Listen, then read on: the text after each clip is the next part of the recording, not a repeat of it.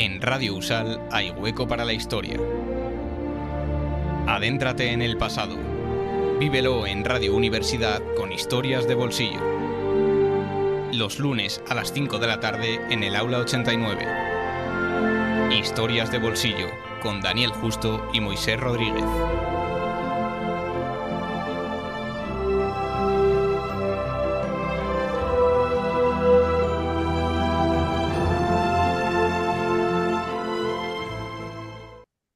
Muy buenas tardes, bienvenidos, bienvenidas un lunes más a Historias de Bolsillo.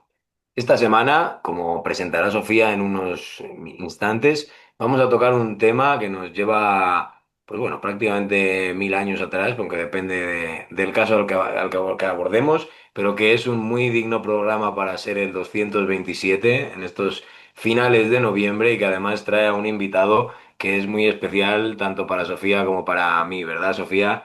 Cuéntanos un poquito, a ver, a quién hemos embaucado hoy para que venga hoy a este patíbulo de historias de bolsillo. Hola Dani, ¿cómo estás? Buenas tardes. Pues efectivamente es un invitado muy especial porque, bueno, podríamos dedicar incluso otro programa de historias de bolsillo a explicar cómo es que conocimos a Abel, tanto Dani como yo, porque hemos llegado a él por caminos muy distintos, pero lo importante es que nos acompaña y está hoy aquí con nosotros. Él es Abel de Lorenzo Rodríguez, es historiador medievalista, doctor con mención internacional y actualmente investigador postdoctoral en la Universidad de Santiago de Compostela. Ha sido investigador visitante en las universidades de Oxford, París y Edimburgo, y sus principales líneas de investigación son la historia social de la violencia, la criminalidad y la justicia penal, especialmente la aplicación de penas y castigos durante la Alta Edad Media en el ámbito europeo e ibérico. Bueno, los resultados de su investigación han visto la luz en capítulos, artículos de investigación y divulgación de diferentes países, tanto en Alemania como Estados Unidos, Italia o Reino Unido, y se podría decir que es un joven investigador, un muy prometedor investigador, que ha publicado parte de su tesis doctoral en Comares hace unas pocas semanas o algo más de un mes, titulado La horca y el fuego, una historia social de la pena de muerte en Hispania, años 700 a 1200. Entonces vamos a hablar de muerte y de penas capitales durante la Alta Edad Media. Pero bueno, nos va a contar Abel en unos segundos. ¿Qué tal, Abel? Gracias por acompañarnos hoy. Muchas gracias, Sofía. Muchas gracias, Dani, por invitarme a este fantástico programa. Y la verdad estoy muy contento de estar con vosotros dos, porque, como bien has dicho, de cómo os he conocido, daría para otro programa, pero bueno, supongo que la providencia me ha puesto en vuestro sendero y a la vez en este programa. Así que muchas gracias por haberme invitado. Gracias a ti, Abel. Nosotros estamos muy contentos de que estés aquí y sobre todo para hablar de un tema tan interesante y tan común en las películas que vemos sobre la Edad Media, ¿no? Que, pues, decapitaciones, ahorcamientos, quemas en hogueras, esto de la pena de muerte, ¿no? Pero si bien eso es lo que vemos en ficción y en literatura, vamos a ver qué nos puedes contar sobre los hechos históricos relacionados con la pena de muerte en la Alta Edad Media. Lo primero que te queremos preguntar es, ¿por qué decidiste elegir este tema de investigación? ¿Qué es lo que más te atrajo? ¿Y por qué lo centraste en los años 700 a 1200?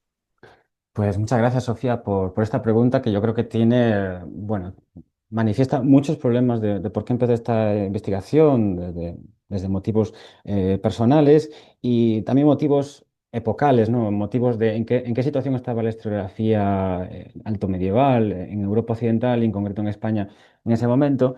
Y yo comencé a interesarme por la violencia, la criminalidad o el conflicto en general, la verdad.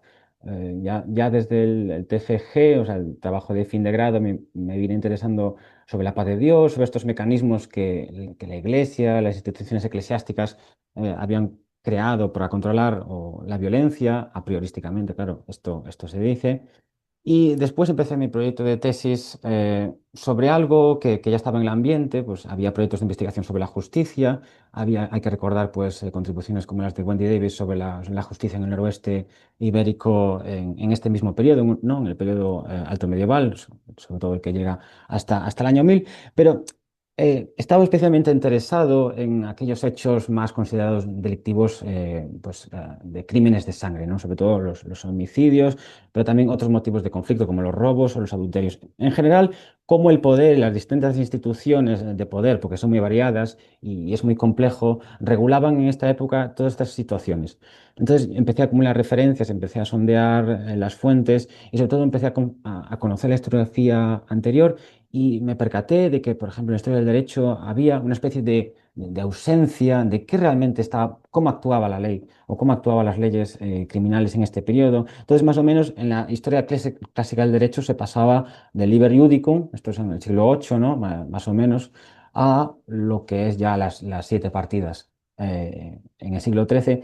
Y lo que estaba en el medio era bastante nebuloso a pesar de la cantidad de documentos que estaban saliendo a la luz y los grupos de investigación que se estaban centrando sus pesquisas sobre cómo este mundo que consideramos bastante oscuro y bastante violento, ¿no? Como se retrata en las películas, no era tan así y había unas lógicas internas detrás que había que estudiar y de alguna forma desarrollar su estudio para mostrarlas y retratar un mundo que era más ordenado o que tenía sus propias lógicas en cómo regulaba estos delitos y que, por supuesto, la imaginación histórica y todo el desarrollo posterior que tenemos en películas de ficción, pero también en las novelas, y que, por ejemplo, el otro día personalmente estaba revisionando una película de los Monty Python, que es Los Caballeros de la Mesa Cuadrada, y efectivamente se pone ahí el clásico y tópico de la quema de la bruja, ¿no? Que es algo bastante excepcional y es algo posterior, pero sin embargo se crea como el prototipo medieval, ¿no? De la pena de muerte, cuando la pena de muerte es un fenómeno que fue totalmente normalizado en la antigüedad clásica, en la época moderna y en la época contemporánea, incluso hasta no hace tanto. Entonces, ¿por qué centrarse el interés de los medios o el interés popular en la Edad Media? ¿Y qué pasaba en el mundo hispánico, en el mundo ibérico, ¿no? En la península ibérica durante este periodo? Pues era algo que estaba por desarrollar y creo que pues ahí fue mi interés primigenio en intentar clarificar esto. Creo que lo has explicado muy bien y se ha entendido perfectamente. Y quiero preguntarte por qué te has centrado en el noroeste de la península ibérica. ¿Tiene algo que ver esa elección con la cantidad de fuentes que hay, con la falta de estudios en ese territorio y no en otros? ¿Tuviste otros estudios en otras regiones que te permitieran comparar o saber qué podrías encontrar tú en el noroeste de la península ibérica? Pues la verdad es que yo creo que en primer lugar la razón de centrarme en el noroeste ibérico, o sea, lo que hoy en día se considera pues Galicia, León, norte de Portugal, Asturias, bueno, incluso el País Vasco, Cantabria, La Rioja, estaba motivado principalmente por mi formación. Yo me formé en la Universidad de Santiago de Compostela y luego me dirigió la tesis Hermelino Portela. Entonces hay una primera motivación personal que es la aproximación al territorio, al paisaje más conocido del que nos rodeamos, ¿no? El amor por hacer investigación sobre la historia del pasado de lo más próximo que tenemos a nuestro alrededor. Después es verdad que en el mundo ibérico, en la península ibérica, en el noroeste ibérico, hay una serie de fuentes, bien originales o bien copias, sobre todo de los siglos XII y XIII, en los famosos cartularios, ¿no? Tenemos un corpus documental muy importante que tiene una variedad y una serie de documentos que reflejan informaciones sobre la vida cotidiana, pero también sobre informaciones sobre la gestión judicial, sobre cómo se ejerce el poder, que es bastante particular a nivel europeo. Incluso teniendo la oportunidad de hablar con otros investigadores bueno, pues de París o de Oxford o de Edimburgo y comparando las fuentes que tenemos disponibles para los siglos 8, 9, 10, 11 y 12, es verdad que la península ibérica, en lo referente a la información sobre el mundo, la información sobre el mundo judicial y criminal, es bastante interesante y bastante particular, ¿no? Entonces, por eso decidí un poco adentrarme en este estudio, sabiendo que podíamos llegar a conocer qué significaba o qué implicaba la justicia penal más allá de las meras leyes, o sea, más allá de, o sea, hasta dónde llega popularmente la actuación de la ley. Podemos conocer el nombre de las víctimas o de los verdugos, de los contextos muy particulares en los cuales se ejecutan y se aplican estas penas. Y Después hay dos motivos a mayores, que es la evolución de los tipos de fuentes, ¿no?, que tenemos, porque tenemos sobre todo documentos particulares, pues de carácter compraventas, inquisiciones, noticias, pero también al final del siglo XII en el mundo hispano empiezan a aparecer las inquisiciones o pesquisas, sobre todo ligadas al poder pontificio romano, que es pues interrogar a las personas sobre hechos sucedidos en el pasado, y eso refleja un tipo de información y una variedad y casi a un nivel cotidiano que es realmente impresionante para llegar a conocer aspectos muy variados, desde aspectos médicos hasta aspectos, bueno, lo que tenemos aquí más judiciales. Y por último, la comparación con estudios, monografías, proyectos de investigación que se estaban haciendo, por ejemplo, en Reino Unido, en lo referente a pues, castigos capitales o penas post-mortem, ¿no?, ya desde la arqueología, o en el norte de Italia sobre el tema judicial. Y creo que la península ibérica tenía que ser integrada también en estos contextos regionales de la Alta Edad Media, y compararlo a un nivel transregional también.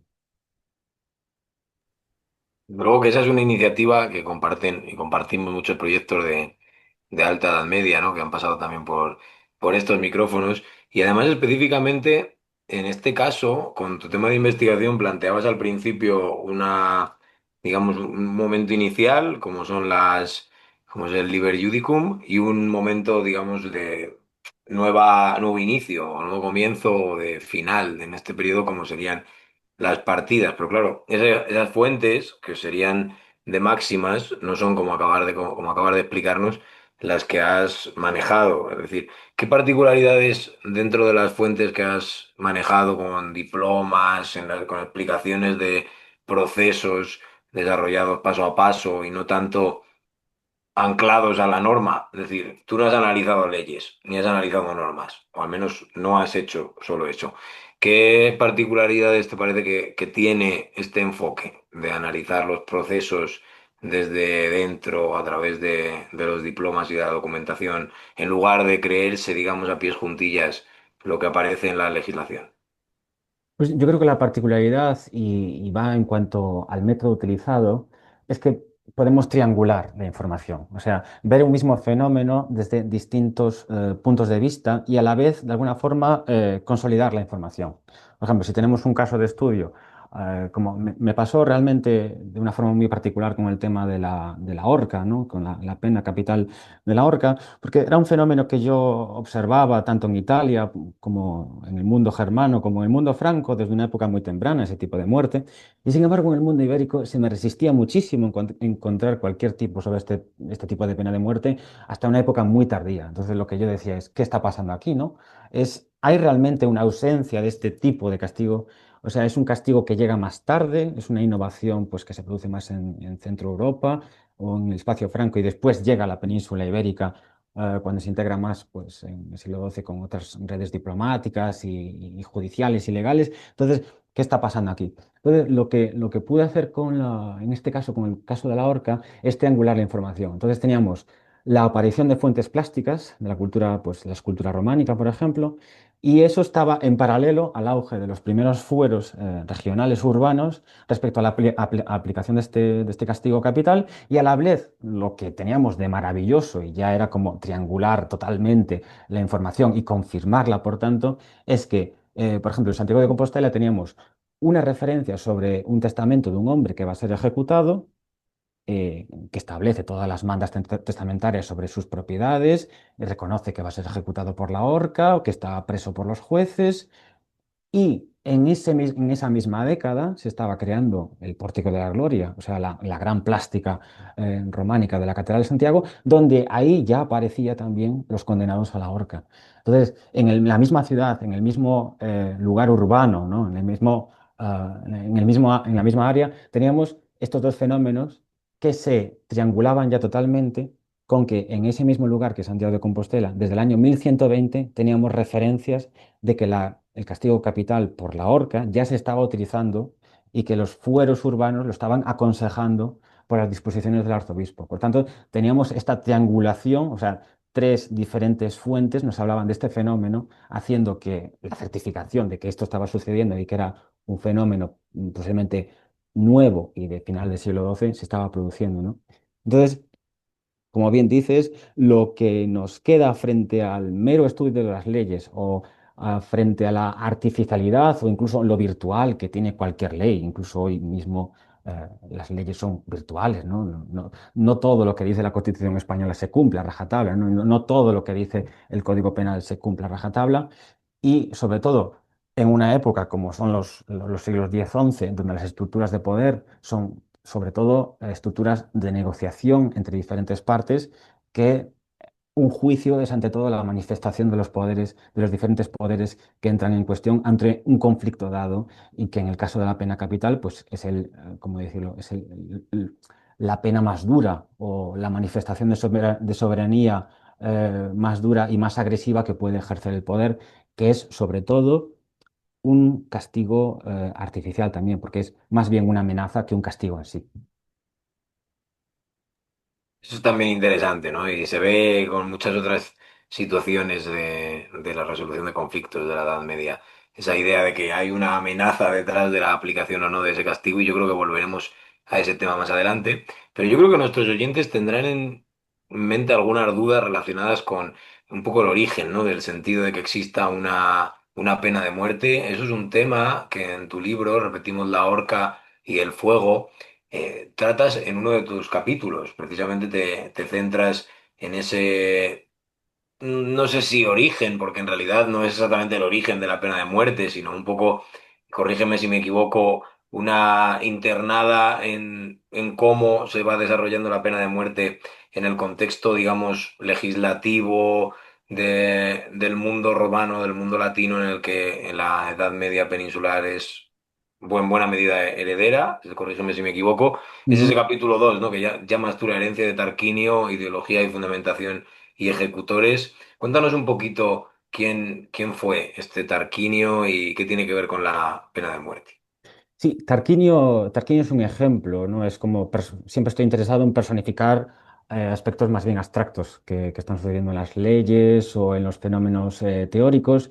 Y lo que más me interesaba a mí a la hora de hacer una introducción sobre la conflictividad, la violencia y la violencia criminal o penal es cómo desde la propia Edad Media diferentes autores, sobre todo eclesiásticos, imaginaban, pensaban o teorizaban y justificaban los diferentes fenómenos de esta agresividad de la ley, ¿no? Porque muchas veces hay una discordancia entre un mensaje meramente religioso, pues referido a la paz, bueno, a las buenas obras y todo, y después lo que es la realidad, ¿no? Y sobre todo cómo estos autores, básicamente tardoantiguos y altomedievales, pero sobre todo tardoantiguos, ¿no?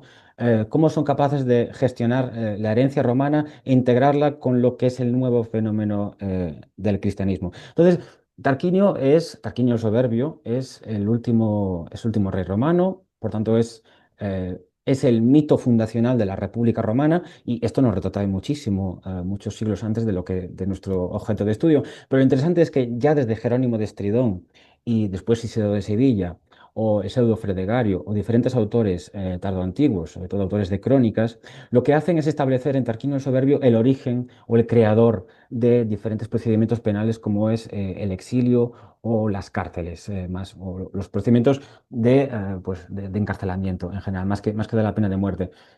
La ironía es que a su vez, según estas propias crónicas, estos propios relatos traídos por los autores cristianos tanto antiguos, es que Tarquinio a su vez sufrió el exilio, ¿no? De alguna forma inventó estos procedimientos y a su vez también sufrió sus propios procedimientos, ya que su hijo, bueno, pues la clásica historia contada en Tito Livio, violó a Lucrecia y eso provocó o detonó el fin de la monarquía romana. En todo caso, lo que hace Isidoro o Jerónimo de Estridón, pero que luego harán otros autores como Leandro de Sevilla o Valerio del Bierzo, es establecer una diferencia entre este nuevo tiempo que ellos consideran, estas nuevas leyes, esta nueva organización social que se está creando en los reinos germánicos y que después se heredarán en los reinos altomedievales, una diferencia entre ellos y el pasado de esa crueldad pagana que ellos consideran, ¿no? Y lo más interesante de esta historia de Tarquinio es que consecutivamente se irán modificando y añadiendo diferentes referencias hasta Jiménez de Rada, ¿no? Ya en el siglo XIII, sobre estas invenciones de Tarquinio. Y lo que es interesante es que la tendencia en estas invenciones es a añadirlas, a hacerlas más agresivas, ¿no?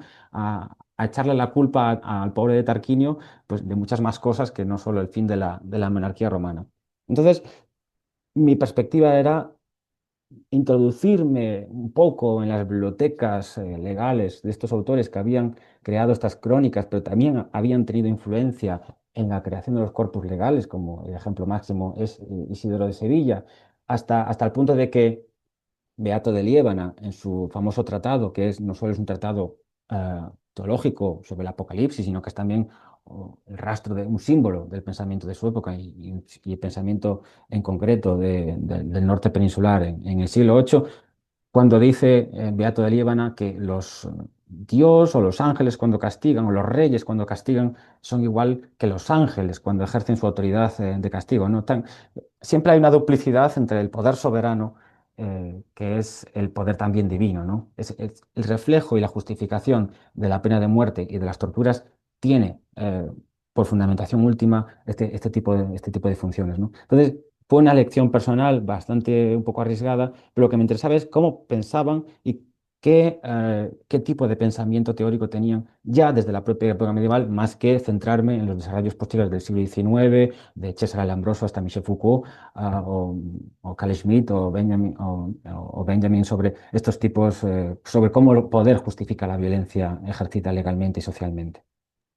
Bueno, de todas maneras es una elección arriesgada, pero yo creo que también se adapta muy bien, ¿no? Con el hecho de que precisamente son autores del inicio de la cronología que tú estudias los que ubican estos orígenes en la época de Tarquinio y utilizando casi como mito fundacional de la pena de muerte, entre otras leyes y entre otras penas, a ese momento final de la monarquía romana. Es decir, todo el mundo sabe hoy en día que existían penas de muerte en culturas de lo más diversas, Por supuesto, sí. pero claro, marcadas por un entramado social y por un entramado legal que no coincide siempre con el el mundo romano, el derecho romano y toda la herencia medieval, ¿no? Sí, sí, porque además yo creo que es Simión, el sociólogo Simión, quien dice esto del el ídolo de los orígenes, ¿no? Entonces, en esta época, igual que en otros elementos considerados de civilización, como es el alfabeto, el transporte, las formas de gobierno, pues hay diferentes personajes en los cuales los escritores tardoantiguos vertebran su esquema temporal, ¿no? Igual que Hermes o Júbal o Moisés son los creadores de diferentes elementos de la civilización posterior. De igual forma, Tarquinio el Soberbio es el inventor o el creador de esta forma de civilización legal que es para ellos, ¿no? Por tanto, está completamente normalizado de alguna forma. No están denunciando a Tarquinio, sino que lo están integrando en una lista de grandes inventores de la humanidad. Sí, eso desde luego que llama mucho la atención.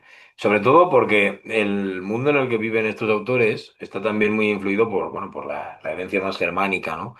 ¿Cómo, dejando un poco de lado esta mitificación de los orígenes, cómo se extiende en el noroeste de la península a lo largo de la Alta Edad Media la pena de muerte? ¿Existía ya de base en el reino visigodo, de la misma manera que ya existía en el mundo romano, o o sufrió una transformación real a partir del año 700? Sobre todo, bueno, mencionabas hace un momento que existe una relación directa entre quién ejecuta este tipo de penas en función del derecho, ¿no? Y también a qué tipo de castigos se aplica, por lo tanto, qué momento, digamos, de origen dentro del periodo que estudias puedes señalar para la pena de muerte? Sí, la verdad es que es una pregunta bastante compleja la que me haces Sin y duda, bueno, es como el resumen de todo el origen. es bueno, es el centro de todas nuestras preguntas, ¿no? De qué sucede sobre todo en los siglos 8 y 9, porque bueno, la problemática de las fuentes es muy dudosa, ¿no? Bueno, en comparación al norte de Italia, por ejemplo, ¿no? Que tiene un registro fantástico de las fuentes del siglo VIII. Pero, ¿qué sucede entre el fin del reino visigodo y el comienzo de eso, que son las nuevas formas de estructuración del poder a partir del siglo VIII-IX? Partimos de una consideración básica que es la supervivencia del Liber Iudicum. El Liber Iudicum es como el fósil director de todos estos elementos. Lo que pasa es que este fósil director, que es el Liber Iudicum, efectivamente fue copiado, fue transmitido y bueno, ha habido un interés ya desde el siglo XIX sobre recopilar los manuscritos, editarlos y sobre todo estudiar las variaciones y los últimos estudios que se han hecho al respecto es sobre cómo el Iudicum se traspasa al registro documental, cómo se utiliza de forma cotidiana, no sé, todo a partir de los estudios de Graham Barrett o Wendy Davis sobre este respecto. Pero claro, hay el problema de que el Liber Iudicum se utiliza y se cita sobre todo para transacciones de carácter de compraventas, de donaciones, de testamentos, pero lo que es el registro criminal o el registro de las leyes penales, sobre todo los capítulos 5, 6, 7, los libros 5, 6, 7, ya es más dudoso y ya es muy, muy marginal. Entonces, lo que tenemos que manejar son con Aquí, citas. perdona que te corte, Abel, porque a lo mejor nuestros oyentes no son muy conscientes de que cuando hablamos del Liber Iudicum no estamos hablando de un libro, sino de una serie muy amplia de obras en las que cuando aparecen mencionadas en las fuentes fragmentos, normalmente se habla de qué sección es de la que se está sacando la legislación, ¿no? Sí, exactamente. A veces hay citas dentro de los documentos que se citan el libro, el origen, otra cosa que coincida con las ediciones que tenemos hoy de que es realmente ese pasaje, y a veces también tenemos menciones legales del Liber Iudicum ex silentio, o sea que se cita el pasaje pero no se cita de dónde se saca, ¿no? Pero de alguna forma se sabe que se está actuando según unos referentes legales básicos, ¿no? Y además también tenemos la transacción o la referencia del Liber Iudicum en bibliotecas personales y otras listas, ¿no? Listas de bibliotecas monásticas, sobre todo de este periodo. Entonces, digamos que sí que hay una fundamentación legal del mundo penal. En Liber Iudicum hay una cantidad enorme de tipos de castigos, sobre todo la declavación, la flagelación, la deorbación, y que la pena capital se cita, eso sí, pero se cita de una forma bastante abstracta. No se explica en concreto si se va a matar por la horca, si se va a matar por la cruz, si se va a matar por la decapitación. No se cita la pena capital. Entonces, bueno, entienda usted qué quiere decir. Entonces, ahí ya entra posteriormente la variable de la originalidad o incluso de la identidad, porque las penas capitales tienen identidad, o sea, identidad social, identidad religiosa, ¿no? Evidentemente, cuando en los siglos 3, 2 después de Cristo se ejecuta por la crucifixión, pero, por ejemplo, en los siglos 8 o 9 se puede seguir ejecutando por la crucifixión, pero no en los territorios cristianos, ¿no? Que es una pena que ya ha pasado a un segundo plano, a un olvido, ¿no? Y nuestros oyentes lo entenderán mejor si explicamos, por ejemplo, la relación identitaria que hay entre Francia y la guillotina, ¿no? O entre España y el garrote vil, o entre Estados Unidos y la silla eléctrica. Entonces, sin ser lo mismo, en esta época del siglo X y siglo XI también se establece una identidad en cuanto a qué castigos, y en concreto qué castigos capitales se ejecutan, y la variable importantísima del estatus, de la clase, incluso del género y de la religión que se profesa, sea bien en territorio cristiano o sea bien en territorio islámico, por ejemplo. Abel, es que podría hacerte tantísimas preguntas a raíz de lo que acabas de decir, porque creo que estamos todos interesados, muy interesados en conocer todos esos detalles de por qué se condenaba la pena de muerte, qué diferencias había entre condenar a los pobres o a los ricos, o a las mujeres o a los hombres, o si hacerlo en público o en privado. Entonces, bueno, paso a paso. ¿Cuáles eran generalmente los motivos por los que a una persona se le podía condenar a la pena capital? Bueno, gracias por lo del paso a paso, porque es un problema tan complejo y con tantas variables que sí es verdad que, bueno, puede dar para a confusión, ¿no? Pero bueno, ¿cuáles son los crímenes o los delitos que te podían condenar a la pena capital? La verdad es que siempre hablamos de crímenes y castigos, ¿no? Como la novela de Dostoyevsky, Crimen y Castigo. Y yo cuando empecé la investigación partí de ahí también, ¿no? De crimen y castigo. Sin embargo, después me pasé a los castigos porque me percaté de que no hay una lectura directa o una relación directa entre X castigos, X delitos y X castigos, ¿no? Podríamos considerar, por ejemplo, que la pena de muerte se aplica sobre todo pues, a los peores crímenes. ¿Y los peores crímenes cuáles son? Pues, por ejemplo, los crímenes de sangre, el homicidio, la violación. Y sin embargo, personalmente la lectura que puedo hacer es que la mayor parte de referencias sobre la aplicación de la pena de muerte o de su enunciado como amenaza de la pena de muerte son delitos contra la propiedad. Y esto se ve muy bien, por ejemplo, en la horca. Bueno, pues puede parecer una sociedad muy materialista, ¿no? Pero es verdad que la la protección de los mercados, la protección de la propiedad o la alianza del sistema penal con la protección de determinados recursos estratégicos creo que es bastante evidente. Esto, por ejemplo, me llevó, es muy particular, pero me llevó, por ejemplo, a una compraventa en Toledo, si no me equivoco, en el año 1111. Es en el Monte Aurio, hay una delimitación de una propiedad, es un gramático, es un eclesiástico de Toledo que compra una propiedad a un conjunto de personas de origen islámico, ¿no? Por sus nombres. El documento está en latín, está en el cartulario de la catedral y se nos explica las diferentes partes de la finca, que es una viña, ¿no? Está pues, claramente especulando con este bien. Y nos dice que al norte de la finca está el camino que lleva a la horca donde cuelgan a los ladrones. Entonces, esta mención que es brevísima, y además ellos la citan con total normalidad, pero es la primera referencia a la aplicación legal de la horca en el territorio ibérico que he encontrado hasta el momento, nos informa de que los ahorcados son los ladrones, no son los homicidas, no son los adúlteros, no son los violadores, son los que atentan contra la propiedad, posiblemente la propiedad en reincidente. Esto es interesante si lo comparamos con las primeras menciones legales, las primeras menciones legales que la reina Urraca hace y efectivamente dice que hace dos menciones en dos documentos diferentes, pero la aplicación de la horca está relacionada si se transgrede lo acordado y si la persona no puede pagar lo que ha sustraído o lo que ha dañado. Y ahí está otra vez la relación directa entre el daño a la propiedad o el atentado contra la propiedad particular o colectiva y la pena de la horca.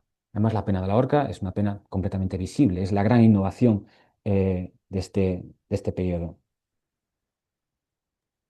En el libro, Abel, en tu capítulo 3 hablas de que había 5 penas de muerte y nos comentas su tipología. Entiendo que la horca es una de ellas.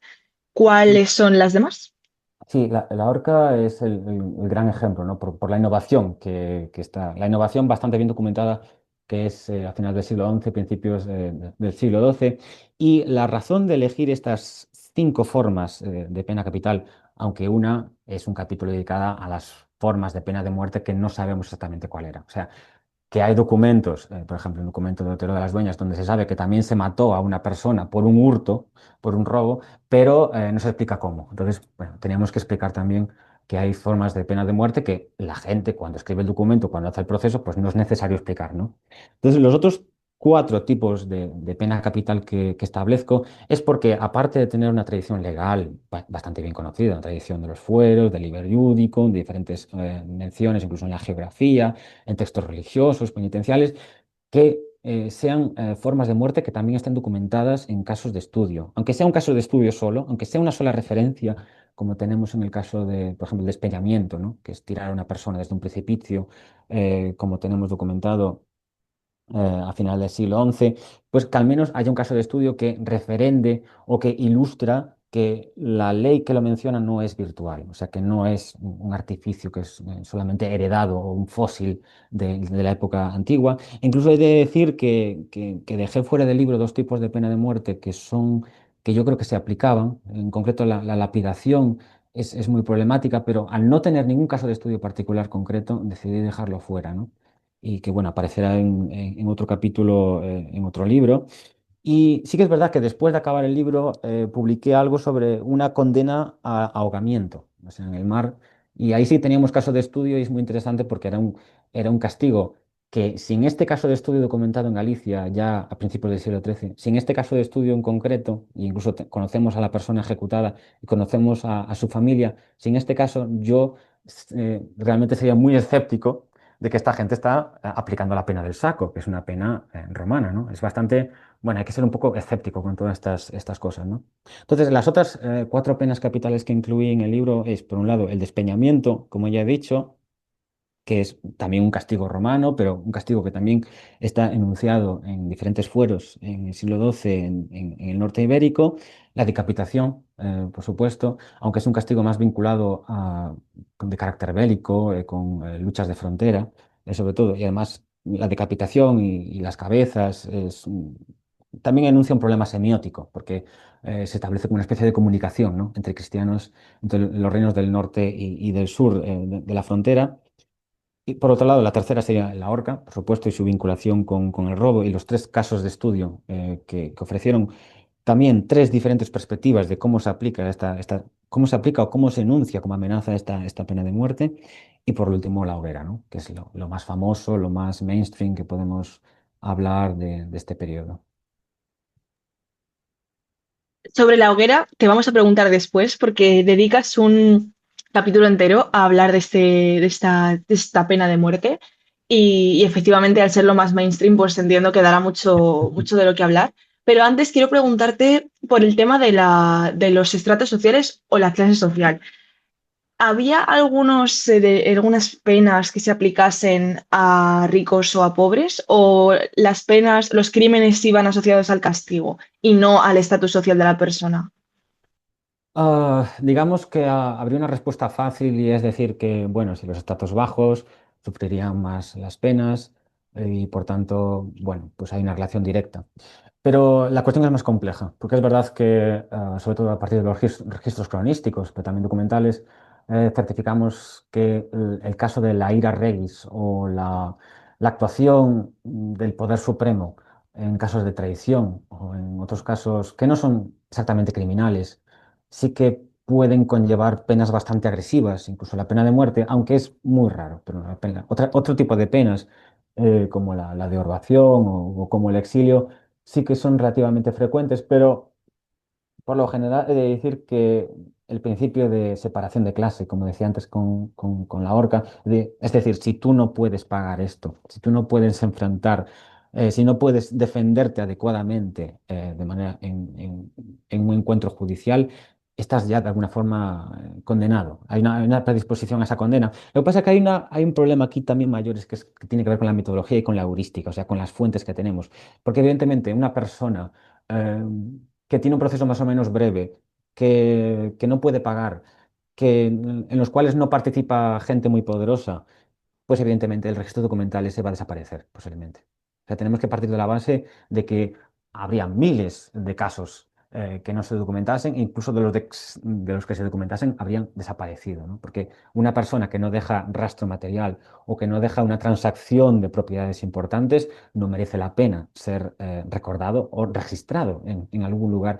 Y esas son las fuentes con las que estamos tratando en este momento, ¿no? Entonces, recurriendo una vez más a la triangulación, en la comparación con las fuentes legales, pues lo que nos dicen es eso, que si tú no puedes pagar con tus bienes o con alguien que pague por ti de tu familia, sobre todo con la importancia de que las condenas y las formas de tratamiento judicial en esta época y más tarde también, es que es un asunto colectivo. O sea, tú como individuo participas, pero lo importante es que tu familia, tu vecindario, tu comunidad de aldea, tu comunidad urbana, tu comunidad de gremios o de artesanos están directamente implicados, ¿no? Entonces, este tejido social es también lo que hay que estudiar. Entonces, si tú eres una persona, por ejemplo, un ladrón reincidente que no puedes pagar la denuncia o la multa por un robo, que normalmente es el doble o el triple, evidentemente son pagos desmesurados que muy poca gente podría enfrentar y que si tú no puedes pagar con tus bienes, pues tienes que pagar con tu cuerpo. O sea, poner el cuerpo a disposición de la autoridad, como por ejemplo, hay varias referencias en la época del rey Sancho II, si no me equivoco, de Portugal, o de Alfonso IX de León, en los cuales dice que pongan el cuerpo a disposición del rey o a disposición de la autoridad, ¿no? Es interesante porque nos remite a un principio innovador que se establece con Gregorio Magno, ¿no? Con el Papa Gregorio Magno, sobre cómo la aplicación de la legalidad de los códigos de Justiniano en el sur de la península ibérica, y hay una carta del Papa en los cuales se remite a la tortura de una forma muy bonita que es corporali discussione, o sea, la discusión corporal, o sea, los argumentos no se establecen por las palabras, sino en el cuerpo de la persona que está siendo procesada o condenada, que es una forma maravillosa de explicar esto. No, desde luego, súper interesante lo que nos comentas. Se me ocurre otra pregunta que según ibas hablando, me ha venido a la mente, y es, ¿había alguna manera de librarse del castigo de pena capital? ¿Has encontrado algún caso de alguna persona que se librase? Sí, sí. Bueno, de hecho está relacionado con algo que estoy investigando actualmente, que son los casos de exilio o de huida. Que la mejor forma, bueno, una forma, no vamos a decir la mejor es que pagues. Que pagues si tienes posibilidad, si tu familia tiene posibilidad, pues que pagues lo que se establece, no solo como el pago correspondiente, sino que realmente hay una corrupción judicial de comprar la voluntad del legislador, de la persona que enjuicia, para regular esto, ¿no? Entonces, hay un caso, estos casos de exilio o de huida son relativamente frecuentes porque, bueno, implican que tú como persona huyes, pero claro, la solidaridad de grupo que hay detrás de las fianzas que se establecen de los pagos anteriores van a repercutir sobre ese grupo familiar o ese grupo vecinal o esos buenos hombres que se encargan de defenderte, de decir, no, no, yo respondo con mis bienes o con mi palabra por este incidente, ¿no? Y lo que pasa es que hay un caso, por ejemplo, muy interesante, lo que pasa es que quería hablar más tarde de él, con el caso de la hoguera, pero un caso muy interesante de una mujer hebrea. Lo que pasa es que perdón, es una mujer de origen cristiano que se convierte al cristianismo y, bueno, huye por diferentes lugares y acaba en Castilla, en Muñoz. Y la comunidad judía o hebrea establece una serie de comunicaciones y de cartas que se conservaron más tarde en Egipto, en la sinagoga de Genitzá de Egipto, y que son cartas que hoy en día se conservan en Cambridge. Y lo más interesante, bueno, explican el motivo de por qué esta mujer huyó, bueno, diferentes motivos de violencia, de persecución contra las comunidades judías. Bueno, a finales del siglo XI es relativamente, bueno, empieza a aparecer este tipo de fenómenos. Y cuando están preocupadísimos por buscar dinero para pagar la libertad de esta mujer que está siendo juzgada, que la amenazan con nada menos que con la hoguera, se enteran de que ha huido. Entonces, ahí tenemos, esta mujer no confiaba totalmente que el proceso para pagar y para protegerse de esta forma iba a funcionar, ¿no? Y que lo más fácil era huir y quizás volver más tarde, ¿no? Entonces, las formas más eficaces es, por supuesto, pagar y tener gente muy fuerte en tu ambiente más próximo, o sea, tu familia sobre todo, y huir, que es un fenómeno que, bueno, más desconocido y que ahora mismo estamos estudiando sobre las repercusiones sociales. Pues siempre tenemos que hablar de repercusiones sociales y colectivas, de acciones individuales, pero que siempre son colectivas. Bueno, yo creo que con todo lo que hemos abierto en las ganas a lo largo de la entrevista deberíamos comentar alguna otra cosita, ¿no? En relación con la hoguera.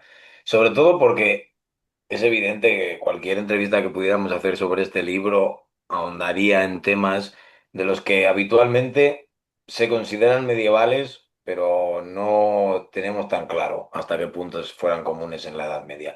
Yo creo que a lo largo de la entrevista has dejado claro que efectivamente en la Alta Edad Media existía la pena capital y se podía ejecutar de diferentes maneras, pero concretamente en lo relativo a la hoguera, ¿cuán habitual era su empleo y qué significado había detrás de que se quemara a una persona? Sí, Dani, es una pregunta muy interesante porque de todos los materiales, de todos los elementos, de todo este utillaje que se utiliza, ¿no? Estas herramientas, que al final es como un conjunto de herramientas que el poder y la soberanía utiliza, el fuego tiene una lectura, y ya lo recordaba Jaslegov, tiene una lectura múltiple, variada y que sobre todo nos remite al fuego del infierno. Y que en el cristianismo, con la consolidación del pensamiento teológico, cualquier condena a la hoguera estaba remitiendo directamente a la condena posterior del infierno, ¿no? Entonces, por un lado, hay un debate teológico interesantísimo que se centra, por ejemplo, en cuestiones tan bizantinas. eh, por ejemplo, la idea del cuerpo, ¿no? Si se condena al cuerpo, si se regula el cuerpo, y esto está muy presente en diferentes escritos, por ejemplo, se me viene a la cabeza de Agustín de Hipona, el Inquiridión, o, por ejemplo, de Julián de Toledo, ¿no? El arzobispo, el Prognóstico, ¿no? Que son dos libros diferentes que dialogan entre sí y que se preguntan qué le sucede al cuerpo después de la muerte, o qué es realmente el cuerpo para esta nueva sociedad que se está vertebrando, ¿no? Teóricamente, incluso teológicamente y sobre todo, ¿qué implica para el cuerpo ser quemado por la eternidad? Entonces, Agustín tiene dos respuestas fantásticas. Por un lado es, evidentemente, lo que se quema es el alma. O sea, hace referencia al dolor del alma. No se quema nada material en el infierno, porque si no se acabaría y se acabaría el castigo. No, no, pero hay una continuidad hacia lo eterno de este tipo de castigos. Por lo tanto, lo que conserva el alma es la capacidad de sentir dolor, ¿no? Observemos el sofisma tan sutil que hace Agustín ahí de lo que se quema es lo que siente el alma es el dolor al ser quemada solamente, no es la quemazón en sí, digamos. E incluso hay textos posteriores como Valerio del Bierzo, incluso he encontrado algunas glosas en manuscritos que la obsesión es de ellos, de este grupo de teóricos, la obsesión es encontrar referencias sobre este fuego eterno. Entonces, geográficamente, ¿dónde está? Pues en las historias antiguas, ¿no? En Plinio el Viejo, en esa fantástica historia natural, donde se nos habla de los volcanes, de Sicilia en concreto, donde hay fuegos perpetuos, donde hay pues estas erupciones volcánicas que ellos interpretan como una justificación de ese fuego eterno, ¿no? Entonces, cuando hablamos de la pena capital, siempre nos tenemos que redirigir a este grupo de referencias y de fenómenos tanto naturales como teológicos que se están considerando. Entonces, en la tarde antigüedad, sobre todo el Código Teodosio, tiene varias referencias de diferentes delitos que se pueden castigar con la pena de fuego, ¿no? Porque es una de las tres grandes penas derivadas del mundo romano y sobre todo de este derecho penal romano agravado, ¿no? Que se vuelve más agresivo en los siglos IV, III o que, tomando como base los castigos de los no privilegiados, hay una especie de difusión o de agravamiento de otro tipo de penas. Lo que hace el Liber Iudicum es tomar dos o tres referencias de este código teodosiano, de la herencia, por tanto, más clásica y más romana, se puede entender. Y sin embargo, lo que hace el Liber Iudicum en dos casos es aminorar este tipo de condenas. Es sobre todo en el caso de los sodomitas, o sea, comportamientos asimilados a la homosexualidad, y judíos no conversos, o sea, judíos que permaneciesen en su fe después de las leyes de persecución del judaísmo establecidas en la última, sobre todo en la última época del reino visigodo. Y sin embargo, lo que hacen con estas dos leyes es después aminorarlas o cambiarlas por otro tipo de castigos, ¿no? En el caso de la condena a la cremación por los sodomitas es pues la castración y la penitencia. En el caso de los judíos se elimina la pena capital. Por tanto, hay una aminoración de este tipo de penas. Partiendo de esto, la primera mención que ya después del siglo VIII tenemos a la aplicación de este tipo de penas es algo muy personal, es un periodo muy concreto, como es el reinado de Ramiro II, cuando, según las fuentes cronísticas, porque no tenemos referendo documental en este caso, se nos dice que Ramiro estaba interesado en quemar o ejecutar a los magos mediante el fuego. Entonces, ahí ya tenemos una primera vinculación entre una tradición efectivamente legal de condena de los magos o de los herejes, ya derivada del mundo tardorromano, y una primera acción ejercida desde el poder, pero que no es bastante personal, muy concreta en el tiempo.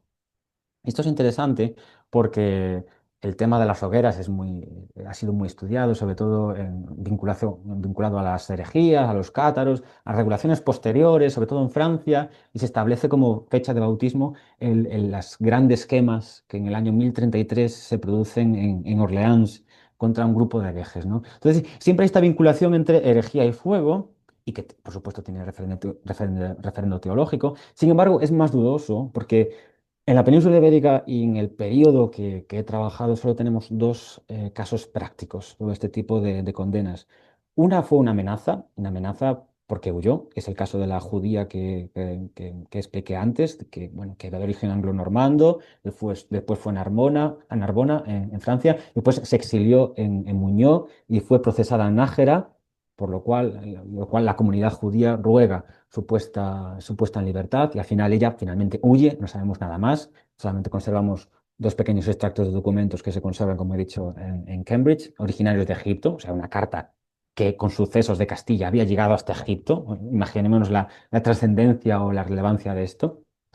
Y después, por otro lado, tenemos un caso que era totalmente desconocido, pero estaba editado y que nos viene por las fuentes diplomáticas, o sea, la comunicación entre los obispados peninsulares y Roma. Y es muy interesante porque este tipo de comunicación es la historia de un presbítero. Voy a intentar sintetizarlo porque es bastante complejo, pero da para un poco de novela. Que es un presbítero que padeció una castración. O sea, un caballero de León alrededor del año 1108 lo castró. ¿Y por qué lo castró? Porque estaba teniendo relaciones con otra mujer que era a su vez la amante de este caballero, ¿no? Por tanto, era pues, un caso de criminalidad pues, bastante popular, ¿no? O sea, aquí no hay una percepción del poder vertical. Sin embargo, no se sabe exactamente por qué razón, porque esto no es el motivo principal del documento. El motivo principal del documento es que el presbítero solicita a Roma que lo promuevan a órdenes mayores a pesar de que había sido castrado. Pero interesante es, ¿qué dice este presbítero? Él fue castrado, pero el contexto fue muy violento porque el rey, y posiblemente nos estamos refiriendo a Alfonso IX, que es bastante particular en sus acciones judiciales, Alfonso IX ejecutó tanto al caballero como a esta mujer en la hoguera. Entonces tenemos una mención totalmente indirecta de un suceso indirecto, pero que nos informa que dos personas, por motivos posiblemente sexuales o por motivos de atentado contra el clero, habían sido ejecutados públicamente en León a principios del siglo XIII, muy a principios o a final del siglo XII. Entonces es una información muy interesante de que no solo las ejecuciones por la hoguera eran estrictamente vinculadas o relacionadas con la herejía, con la magia, con estos elementos más esotéricos que no se nos puedan ocurrir, sino que eran por motivos más populares o más impredecibles, ¿no? Es lo que la innovación en este tipo de castigos es lo que nos ofrece, ¿no? Y después, bueno, toda una serie de regulaciones forales más complejas que también hablan sobre este tipo de condenas y que no, como digo, no solo es por motivos más populares como la magia, las brujas, etcétera, sino por motivos, por ejemplo, sexuales. Es muy llamativo porque desde luego que choca completamente con la imagen generalizada de las condenas en la hoguera, ¿no? Cuando uno piensa en hogueras y en condenas en la hoguera, rara vez pensamos en esas grandes hogueras de la plena Edad Media, ¿no? Como comentabas, relacionadas con el mundo de los cátaros y antes todavía con la herejía de Orleans. Desde luego que en un momento determinado que probablemente exceda la cronología de la que has hablado en tu libro, pero que tal vez puedas iluminarnos para cerrar un poco la entrevista, cambia un poco la significación de este tipo de pena, o al menos se empieza a relacionar de una manera mucho más directa con este mundo de la brujería, ¿no? ¿Pasa algo así en un momento de la Baja Edad Media o de la temprana Edad Moderna? ¿O de nuevo sigue siendo todo producto de casos específicos que se han hecho famosos gracias a la mala prensa que hay sobre ello? Bueno, yo creo que, claro, respecto a las fuentes e incluso a los estudios que se han hecho fantásticos sobre la Baja Edad Media a nivel europeo, en la época de moderna, por ejemplo, por Spirenburg, pero por ejemplo en la península ibérica también, las fuentes cambian totalmente y es verdad que la hoguera no solo está relacionada con los procesos de magia o procesos de herejía, tenemos también, por ejemplo, los procesos por sodomía, ¿no? En la Baja Edad Media. Pero lo que hay que subrayar es que este fenómeno de las brujas, en concreto, es un fenómeno centroeuropeo, producto de una violencia muy fuerte, muy exaltada que hay en Centro Europa debido a las guerras de religión, ¿no? Y que en la península ibérica lo que tenemos es la actuación de una... A ver, yo hablo sin ser experto, es totalmente otra época, otra sociedad, pero lo que hay efectivamente es más en la península ibérica una preocupación de carácter religioso, de preservación de la fe, de la pureza social que persigue sobre todo a los moriscos y a los judaizantes y que eso es donde se centra, ¿no? La acción de las hogueras. Pero es un fenómeno muy tardío y que dura casi hasta el siglo XIX, ¿no? O sea, este fenómeno de las ejecuciones por la hoguera. Y hay que decir que la hoguera, ¿cómo decirlo? Y aquí entra otra problemática que también se ve en las fuentes, la hoguera, la horca y este tipo de nuevos castigos que aparecen sobre todo en áreas urbanas, en las nuevas villas, en la estructuración de este nuevo espacio público, social, ejercen un poder, o sea, realmente crean un jalón en la memoria, o sea, crean realmente un antes y un después en la vida de cualquier persona, ¿no? Y tenemos registros de judiciales de pesquisas donde hay gente que realmente se acuerda, siendo un niño o siendo un adolescente, de una ejecución en concreto, ¿no? Y eso nos habla también de otra realidad, y ahora ya vuelvo a la Alta Edad Media, o la plena Edad Media, que es que no eran tan frecuentes, digamos que eran una medida de excepción, absolutamente, ¿no? Estamos muy lejos de que, como en esos grabados del siglo XVI o XVII, a las afueras de la ciudad siempre hubiese dos o tres orcas, siempre con su cadáver colgando, ejemplo de la soberanía judicial de la villa o de la corte, ¿no? Estamos aún lejos de ese periodo. Y, por ejemplo, en Santiago de Compostela, la estructuración de una horca fija y estable en el territorio ya es de principios del siglo XV.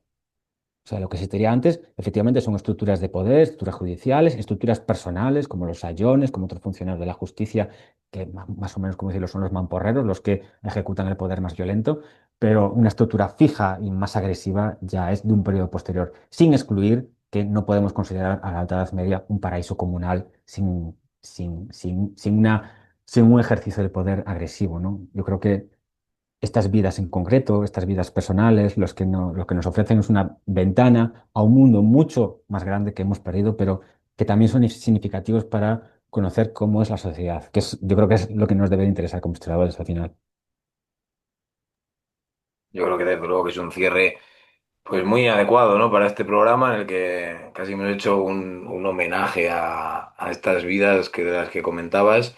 Me gusta mucho también la reflexión que incluyes al final de la dedicatoria, ¿no? De tu obra en relación con, bueno, pues momentos del pasado que no deberían volver a repetirse, pero que conviene recordar, ¿no? Y se puede hacer de muchas maneras, ¿no? Me venía ahora a la mente que una buena banda sonora para leer este libro es la canción de la hoguera, ¿no? De Javier Craje. Supongo que la conocerás Sí, y desde sí, luego sí, que es un caso. sí, sí, Bueno, efectivamente. bueno, Abel, la verdad que ha sido un placer tenerte por aquí en estos micrófonos de Historia de Bolsillo. Que sepas que eres bienvenido a nuestro programa siempre que quieras. No solamente porque bueno, porque hagas una investigación tan interesante como la que acabas de publicar, sino porque bueno, somos conscientes de que dentro de poquito también va a ver la luz, ¿no? Otra obra probablemente que te traiga por aquí a estos micrófonos. Sí, esperamos bueno, que en breves la otra mitad de esta investigación salga a la luz con, bueno, no con penas capitales, sino con aquellos otros procedimientos no capitales, pero sí lesivos contra este universo que es el cuerpo humano, ¿no? El cuerpo individual y el cuerpo social también. Perfecto, porque además allí podremos, si tienes a bien venir por estos micrófonos, podremos tocar algunas cuestiones que hoy han quedado en el tintero, también, no solamente por ese gusto especial que tenemos todos los seres humanos por hablar de estos temas, sino por el hecho de que hay diferentes penas contra el cuerpo físico que tenían importancia incluso política, ¿no? Dejemos eso en el tintero y ya tendremos ocasión en otro momento de hablar de cegamientos y de este tipo de cosas de las que nos has hablado muchas veces. Abel, muchísimas gracias por acompañarnos y espero que hayas disfrutado de la experiencia. Muchas gracias, Sofía, muchas gracias, Dani, por este programa. Gracias. Gracias, Abel. Lo mismo digo, encantada de haberte tenido por aquí. Recordad La horca y el fuego, una historia social de la pena de muerte en Hispania, años 700 a 1200, publicada en Comares, 2025. Así que a todos vosotros y vosotras, muchas gracias por estar ahí una semana más al otro lado de los micrófonos. Recordad que anunciamos todos nuestros programas en redes sociales, Instagram, Facebook y X, y que nuestros programas están ordenados cronológicamente en la página web de historiasdebolsillo.wordpress.com. Así que hasta la semana que viene y un abrazo a todos y todas.